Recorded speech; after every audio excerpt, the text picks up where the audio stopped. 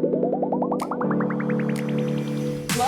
to Supervision Simplified. I'm Dr. Amy Parks. I'm Valerie Harris. And we're so excited to have our friend MacKenzie here today. Yes. Yeah, absolutely. So we're really excited to be able to share this opportunity to talk to our friend MacKenzie from beautiful Virginia Beach. She's also one of our TheraQueens. That should be pointed out. We have a TheraQueen group, and she is in our TheraQueens. Absolutely. So we're gonna invite MacKenzie to introduce herself to us today. We're gonna talk a little bit about her supervision experience. She wants to be a supervisor. We're also going to be talking about a really exciting event that she's going to be sharing that's coming up this fall that Valerie and I are going to both be and at. the inspiration behind it. Absolutely. And all the things. Yeah. So MacKenzie, tell us a little bit about yourself. I'm MacKenzie. I am a mom and therapist. I'm your self-care mompanion. That's so good. Oh my gosh. I've known you like for some time. I've never heard you say that. And I'm so glad because I could have just had that authentic reaction. But you have to say that again. That's so cute. It's all over my branding and stuff, but I don't usually say it. I'm your self-care mompanion. Oh, everyone needs a mompanion. And that needs to be all over t-shirts and stickers. And if it's not, please get it. Why don't we have it? I want a sweatshirt t-shirt that says mompanion. Thank you. Although I need a mompanion. I don't really want to be a mompanion. Because that sounds like a lot of work. It is, and we're already supervisors, Mac. I am already tired. I am very tired. You could be a superpanion. Oh!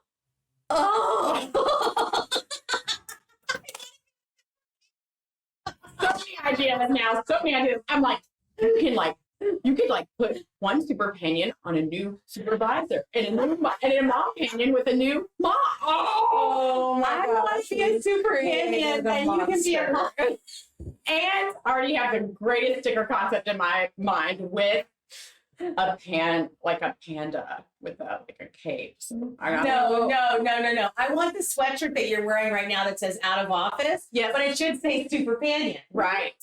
Yeah. Okay. All right. But I love it. Wait, where is it? Loft. Other way. Outside. Loft. On sale. We totally took away from your That's stuff fine. here. No, it's totally fine. That was so awesome. That was fun. Okay, where was I? I am your self-care mompanion. So I work with moms and I work with therapists who are moms. And I'm located in a suburb of St. Louis, Missouri. And I'm originally from Iowa, but I've now lived in Missouri longer than I lived in Iowa. I just think that's a fun fact. Yeah, absolutely. Yeah. Uh-huh. And what made you interested in working? I mean, obviously you're a mom and you're a therapist, as we all are. Yes. What made you interested in specifically working with moms that are therapists? Besides the fact that you identify as right. I needed a safe place to be able to say that I don't always like to be a mom. Oh, Grateful, totally grateful. Sure. For that. It took a lot for me to get my baby. She's adopted, and so that was a very long process, very crazy process. But I needed a safe place to say that all of that is not always fun, and that sometimes my kid's an asshole. So, Yeah. Okay. Yeah, especially an adopted mom. Like that's a whole different because it almost is like even more not permissible. It's very there's a lot of things out there where there needs to be a lot of education. So when you step into that space and be like, I needed to know that people weren't going to judge me if I said that. Yeah. So you needed to be around people that wouldn't judge you, although there are still people, of course, that judge everything. So, Yeah. And that's hard. And that's one of the things that's hard about being a mom, but also something that's hard about being a therapist. There's a lot of judgment even just in our profession among our professionals. See that.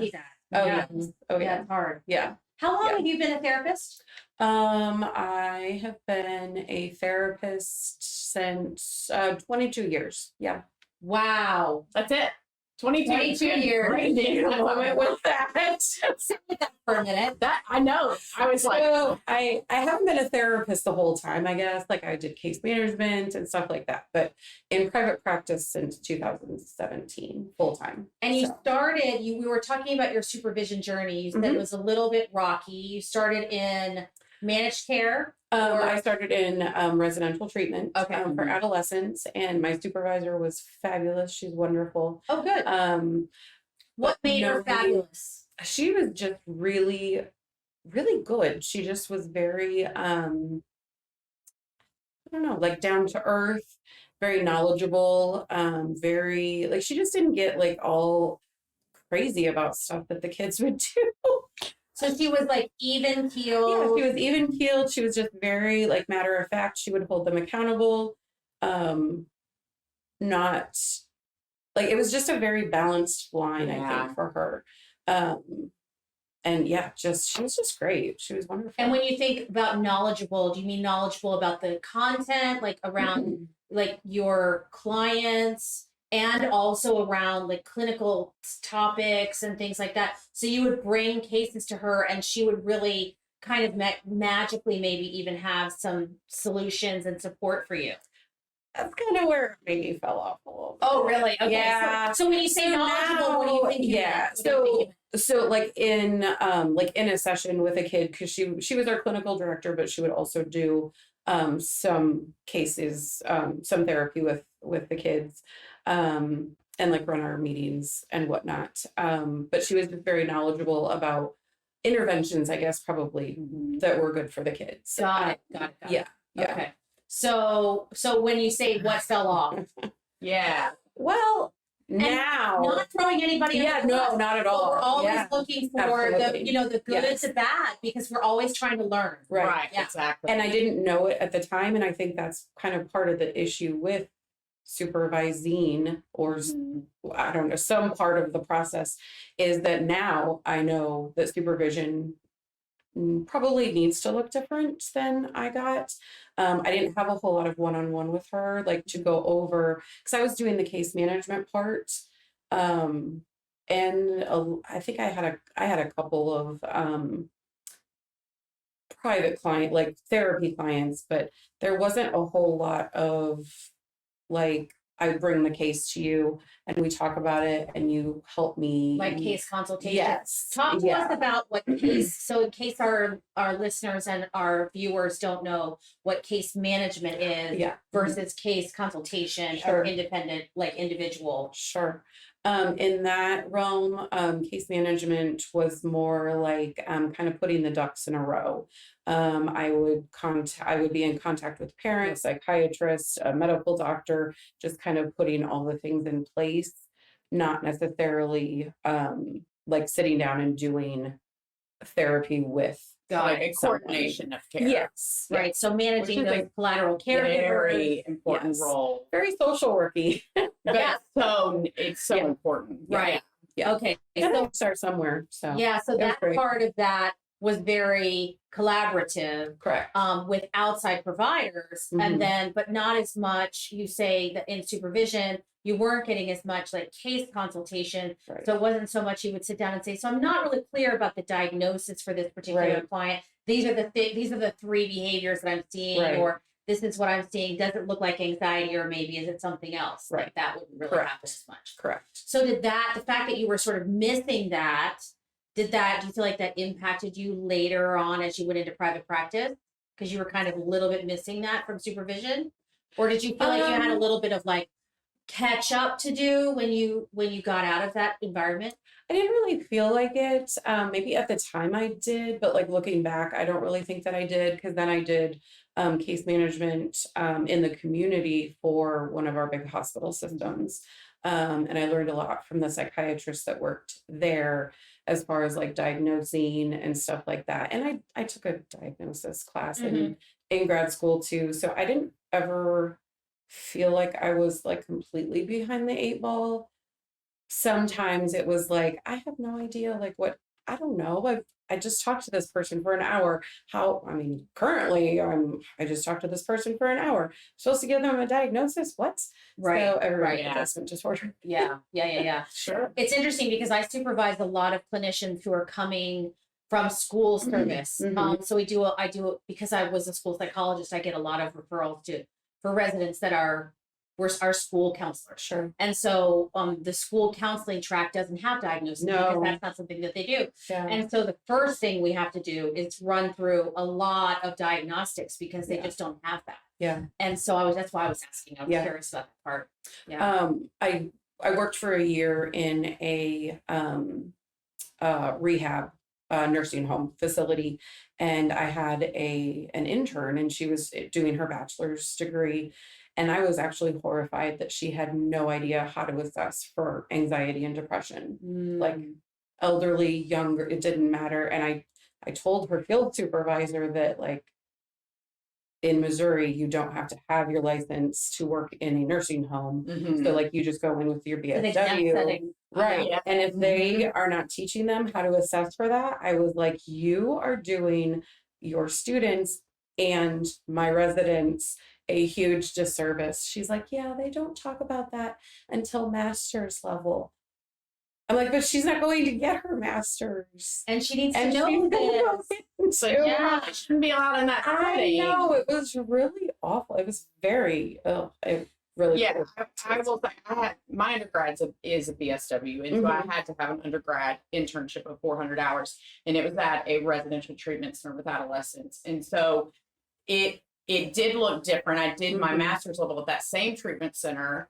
But I worked in a different department. But the tasks associated when I was the bachelor's student were very different. Oh, I bet. You know, in the bachelor's level, you know, employees that worked there, you know, they were limited in things they did. They ran groups, you know, they did. So it sounds like they didn't understand how to clarify those roles. And I could see where that could get really messy and really fast. Yeah. You know, it's something that we talk about kind of a lot, in that idea that as a supervisor, it's really inherent in your role to understand and have a good idea of what your clinician needs to learn as part of a sort of a bigger picture of sort of like almost like a curriculum of content. And really isn't a standard of practice that is, you know, what every clinician sort of needs to get covered in supervision. It's kind of like what comes at you is what we sort of cover in supervision. And your example is a really important one, and that is that, you know, it's inherent for the supervisor to say, these are some areas that I'm seeing are holes in what you, or gaps in your knowledge that I predict are going to be problematic for you. And so to plug those holes, because you see this is something that you're going to need. And it's funny because I don't know if you see this, and as a future supervisor, you're going to want to keep this in mind. I see sometimes I get pushback from residents, like, I don't really think I'm going to need that. Oh, yeah. Or I don't really think, like, especially one thing that happens, I get a lot of pushback on the video. We talked about this before, wanting to get video. And so, or other things, like I will say something like, this is an area where I want you to do a little bit more research. And they'll say, well, I don't know if I'm ever going to need that. And I say, I do know that you're going to need that. And you may not think that you need it now, but you are going to need that at some point. So I'm really encouraging you. Now, I can't force you to do anything. I can't force you to learn something, but I'm going to say, this is something, I've been doing this for 30 years. I'm going to predict pretty confidently that you're going to need that. I do get I get some pushback on things like expanding their scope. Oh, all the time. It's that one will just get me spinning like a top when it's, I don't treat that population. I'm sorry. You're getting a master's, or you have a master's in professional counseling. That's within the scope.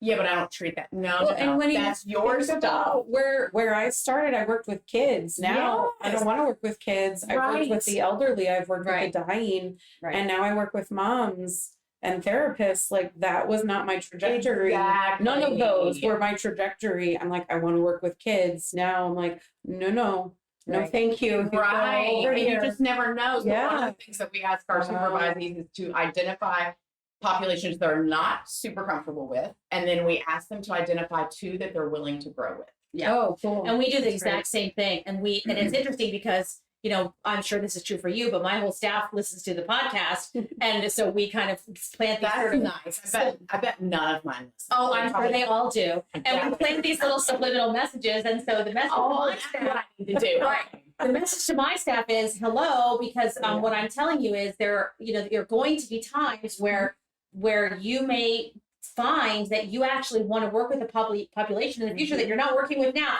And And Mackenzie's a perfect example. You might work with children and teens now at the Wise Family, but later on you might work in substance use, or you might work with the elderly, But or you you might your completely favorite population of all. I love Right. working with couples with infidelity, which is very you might specific. completely pivot. I would have never ever thought of myself as working with couples ever That's crazy. had I not just taken the risk. Same with group.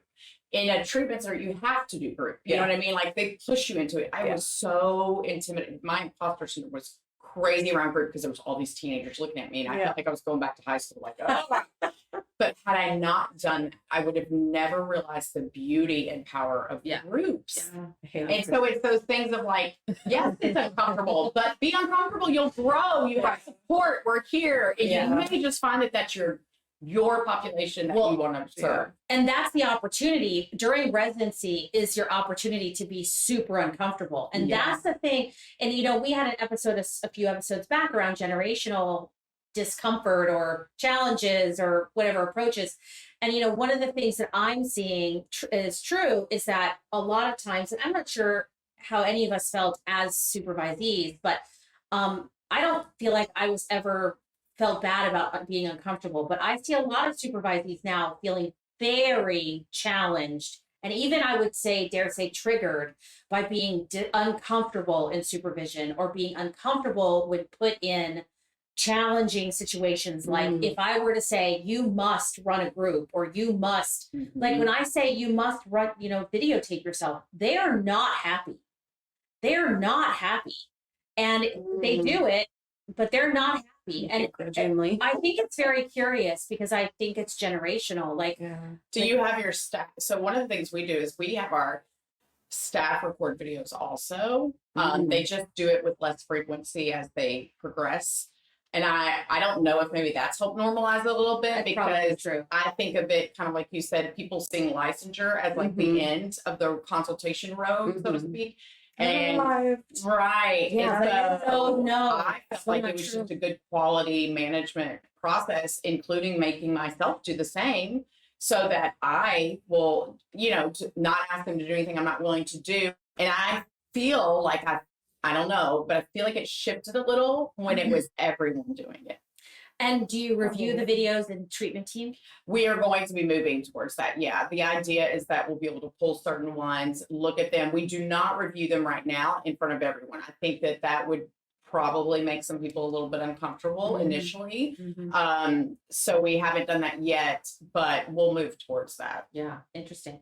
Anyway, back to you, Mackenzie. Yeah. So you were in supervision, and now you are thinking about maybe being a supervisor. I am. Okay. For all of the reasons that you talked about. We haven't talked about it yet. Tell us, what would that feel like for you? What do you think you'd like to do with that opportunity? I think I would like to kind of help bridge or plug some of those holes. There's a lot of push right now in the St. Louis area. I'm sure other areas too, for the community mental health facilities, places, whatever. Go do your time. I don't necessarily believe in that. Although I did. You mean from graduate school? Yes. To go to community mental health? Yes. Rather than like groups. Like a couple of our schools have, well, one in particular has taken out the majority of their private practices that would take interns. What do you mean? Like they took them off the list to push people into the community mental health arena. And I don't heard that from some schools, not necessarily take them off, but like telling them that they should do time here, do time here, do time here, which kind of feels like they're imposing their view versus 100%. Allowing the autonomy to choose, which is interesting. And I'm not sure if that's happening nationwide. I certainly know that in social work that's required. So social work we have to do. We have to do different ones. You have to go into not-for-profit. So you can't go into a for-profit organization for internship. So I don't know if that's, a trend that we're starting to see at the graduate school level. Yeah, I don't know. And I think more of it is the counseling track versus LCSW Because correct, we can't go and do the PLPC route. Like we're not allowed to do that. So I had to go into that track. And that was fine. It taught me a lot. Right. Sure. But so you would like to be able to supervise, and you're a counselor or a social worker? I am a social worker. Okay, and so then when you become a social work supervisor, you would be able to bring on people that are coming from those settings into your practice. Yes. Okay, and do you know right now, I'm not sure I'd have to look up, I have a guide that has all of the rules for Missouri and the states in the US, but I don't have it memorized. But do you know how many people you can have to supervise at a time? I don't. Okay, so every state has various. Yeah. Do they have a temp license or a some sort of provisional license for a social worker? Like we have an LMSW.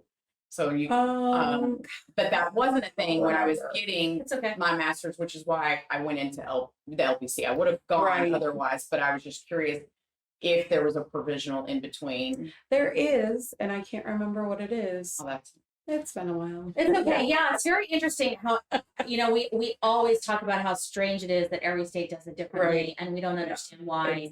It doesn't make any sense. No rhyme or reason. It really doesn't make any sense at all, and nobody understands why. But there, it would be interesting to see how many people. There isn't really a gold standard either as to how many supervisees you can manage at one time. But I would say, as a new supervisor, think about a supervisee as a client. So however many clients you think you can, complex client. However many clients you would have, like if you would have 20 on your caseload and you have 15 now, don't add more than 4 or 3 or 4 supervisees. Like as a first year. Once they're like second year, I think they're like a little more bit like easier. in a maintenance stable. But still, you still have to monitor and manage them, and you still have to sign off on, and their clients too. So so that can still be quite a lot. I didn't really think of that when I first started as a supervisor, which was about 10 years ago, and I took on too many, and I was like, oh, I have to stop taking clients because I have all these supervisees. And I was like, this is weird and like harder than I thought it would be. I kind of thought it would be like show up and just be a talent, and it's not like that. Or how many hours they can have in group versus what counts as individual. I didn't realize that at first either. And that could have gotten me as that grew, and you can know all the little intricacies. So as you were thinking about this becoming a supervisor, and as you're working in your practice with your therapists that are moms and things like that, you're also putting together some exciting events. So tell us all about that. So my other business is TheraMama Haven, and that kind of brings in the mom therapist part that aren't my clients. That is like my retreats and my swag and my radiant resilience, empowering therapist moms. Is that the name of it? Yeah, I think that's it. So tell us all the things about TheraMama Haven. So TheraMama Haven, tell us first about who it's for, and then I want to know about the swag and the membership and the whole thing. So much. So TheraMama Haven is again, the therapist moms, colleagues all across the US and maybe elsewhere. I don't know. Worldwide. Worldwide. And so I have dream big, baby. Absolutely. So I have a Facebook group for all of us. You guys are in it. And the Facebook group is called TheraMama's Who Mimosa. Love that. Wait, TheraMama's Who Mimosa? Is that what it's called? I didn't even really notice. Oh, I love it. Why is it called that? Because why not? Why not? Who Mimosa? What does Who Mimosa mean? You know what a mimosa is. Right, I do. Right. Well, why does it say Who Mimosa? Like just what's a mimosa? We just like to. It's kind of like women who wine at night, who do wine and dine. Like we're community. Mimosa. Yeah. I was thinking Who Mimosa was like a word. No. Like the mimosa, right? Drink the mimosa. Yeah. Mimosa. We need a mimosa. We like to brunch. We like to. So I have like local meetups. Yeah. And so we should live in Missouri. I know you should. Yeah. One of these days I'm gonna like travel around. Yeah, we've already So planned. TheraMoms who mimosa, that's how we would find it. Yes. TheraMoms or TheraMamas. TheraMamas. TheraMamas who mimosa. So Yes. that's the first thing you can And not find. there I'll are put that in the mamas, show but notes. TheraMama. TheraMamas. Yes. It'll be in the show notes. Thank you. Yeah. And then, okay, so then I have my swag, which is TheraMama swag on Etsy. Very original, I know. Yes. What else do I do? I've had retreats. And you have a TheraMama membership retreats. group, don't you? No. I do Oh, not. okay. Okay. I thought you, Take but you that did, part but you out. have, but you do have a part. You have done some groups. We've been working on some. You've been working on some things. Yes. Okay. That is a backseat project at the moment. Okay. But it's Providing some support though to Coming. those TheraMamas that It's- as they're yeah. seeking out, it's seeking you out. trickling out. Yeah. Yes. Okay. Yes. All right. Yes. And then the symposium, my first one ever Mhm. in October. You guys are speaking. And what's your dream for that? What is your vision for it? Oh, What made you decide to do it? It's a lot of work to do an event. Mhm. It really is. Yeah. I have no idea.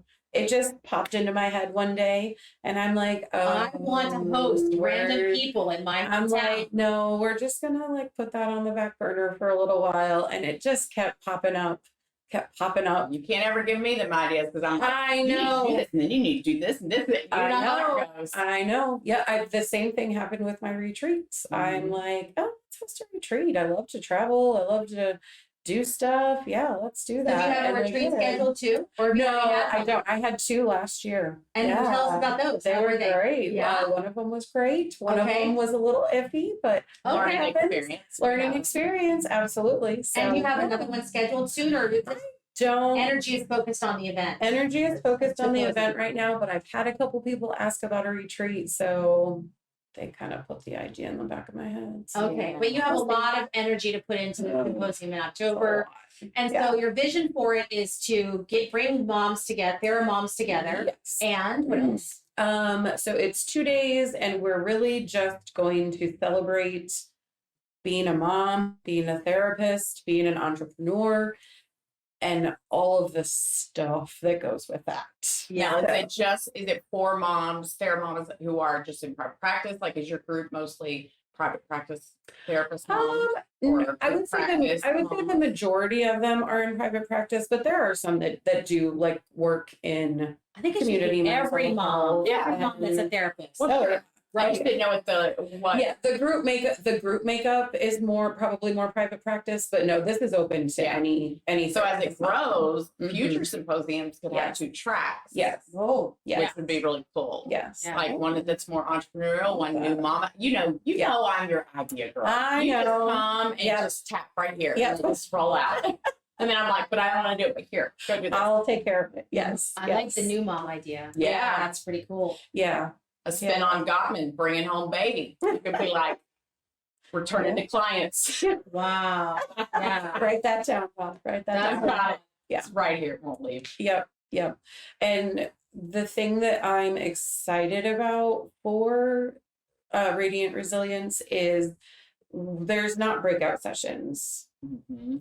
Those are fine. I am not a fan of them because I want to go to all of them. I want to see everybody. I want to see it all, and I cannot be in 2 places at once. Yeah, and speakers don't like So- speakers either. I know, right? We So could- everyone will be in the same room the whole time, and we're just going to, it's going to be great. Yeah. And it's, even though we're learning and we're getting CEUs, it's still good self-care. We're going to have a lot of fun little things. Uh-huh. So those are secrets. Tell us about some of your speakers. Um, I know, there's at least one I'm super excited about, and I feel like all of our listeners should hear about that. which one? Oh, the functional medicine person. Yes. Yes.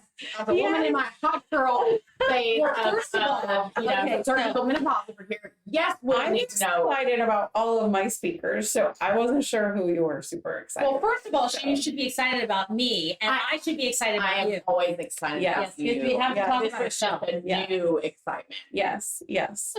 So yes, you will be doing my keynote. I know, I am doing the What are you keynote. gonna talk about? I'm Do you want to give us gonna a little teaser? Sure. I'm going to be talking about the highs and lows of being a TheraMom, and from a really, I guess, maybe like comedic perspective, Yeah. because there is a lot of there's a lot of funny stuff that happens that you don't at the time maybe think is funny. Sure. Yep.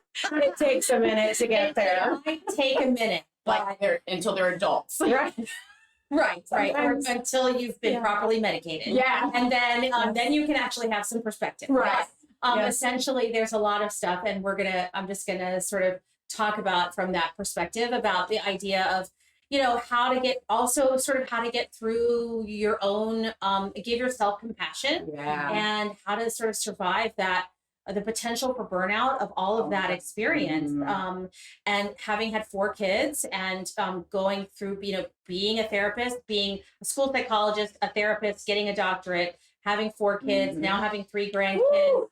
It's a lot. Yeah. And then now I work with children and teens and, get vomited on the regular. Right. And they so- all need co-regulation. Exactly. That's a lot on the nervous system. Right. And so not to mention like needing your own support, as a mom. Like Yeah. I always think about the fact that, as a mom, it's so hard to get sick because there's no, Nearly impossible. I mean, if you're lucky enough to have your mom, and I'm really lucky to have my mom, but my mom's not the bring you chicken soup kind of mom. Same. My mom was an emergency room nurse for 30 years. Oh, she's My like, mom's- are you bleeding? No, you're good. Go. Exactly. Yeah, I'm the Lysol to the room. I don't want to get sick. I can't miss work. No, right. I'll tell the story of like if you were bleeding, if you had to be bleeding from an absolute a limb had to be cut from your body, or you had to be projectile vomiting. Otherwise, no missing school. No, Forget yeah. it. It wouldn't happen. That's And funny. so I don't have that kind of parent. And so I always wanted to have a mom squad, like someone who Yes. would come and be your mom and I never had. And so to be able to be that person for yourself is something. And is a then lot.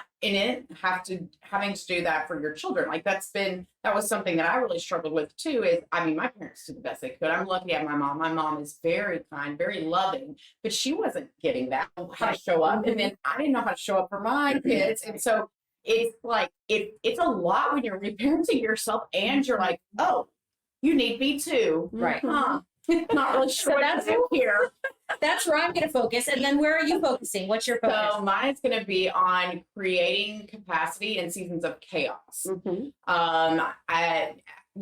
I have a trauma focused practice and we have some moms that work with us, of course, I think that trauma practices can just be chaotic, period.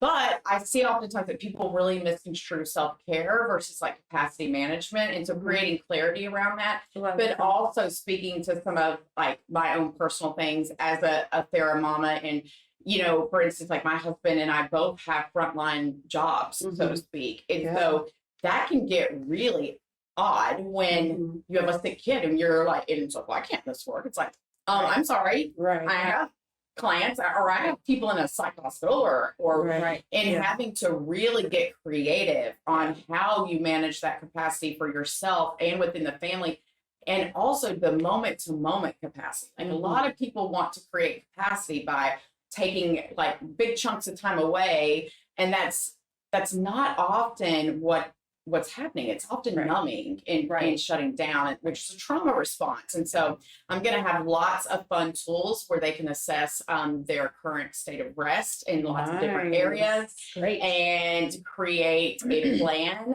and then exchange it with one another and create a little squad. I'm just going to give them all the things that I needed and didn't have. I have spoken or spoke at different things and shared about different things, but I have to tell you, and I know I've said this, but I am really excited about this because this is so needed. Yeah. And it's so neglected. It's such an area that gets neglected. Yeah. And, I just feel like those of us who have been around longer, I feel like they need our voice. They need us to say, this will get better. I had someone as a supervisor who's a nurse, but she was my actual employer supervisor in a hospital. And I remember like being upset or one day or thinking, you know, well, my kids are gonna be out of the house one day and this, I don't know what I'm gonna do. And she was like, just slow down for a minute. And she just gave me this little like heart to heart talk, mom to mom, from her place of wisdom. Mm-hmm. And I've never forgotten it. And it just meant a lot. And it was just something I needed, you know? And if I needed that, and that was helpful. I just Clearly can't even someone else imagine how needs it. much Yeah. we need out there. Yeah. And Mackenzie, Yeah. I know you're bringing on a functional medicine doctor or a nurse practitioner who's going to be there. So Yep. a lot of really great Yep. people are going to be there to support these Thera mamas, and Yep. we're going to be there to support you as the Thera mama and I'm as so our thankful fellow for that. queens. Yes. So we're going to be there for you because Yeah. that's important to us. So Yeah, awesome. we're really looking forward to it. And When does the registration open for that, or when should they be watching for that, or how do they find it? Hopefully soon. I'm still waiting on some CEU stuff. There will be CEUs, so Mhm. I know that's important to people. And so I'm not sure. Hopefully in a couple weeks. Yeah, like they're in the review phases, so Yeah. it's a lot. Yeah, It's pretty we're close. so close. but what's the So date close. again? Let's go ahead and put that on people's Sure. calendars. The date is October. It's Friday and Saturday, October 4th and 5th. And it will be in St. Louis, close to the airport. And they have October a 4th and shuttle. 5th in St. Louis, Missouri, which is Yep. going to be a beautiful time of year to be in St. Louis. Yep. It'll be so Yep. fun. All right, great. And it's Yep. at a hotel. It is, yes, in Westport. It is the Sheraton Chalet, I think. And like a little enclave, you said, with restaurants around and all Yeah. kinds of stuff. Yep. That's going to be fun. Park your car and Yeah. you don't have to move it till you leave. And then you'll be there with us live as well. I'll- And so Yep. I'll be there together. That's Yep. going to be And great. for any mamas that want to come, we will interview you. And we can have a whole mom series. Oh yeah. Exactly. Yeah. Especially if there's All about it. supervisors around them. Yeah, and just how to supervise moms. Like that's Mhm.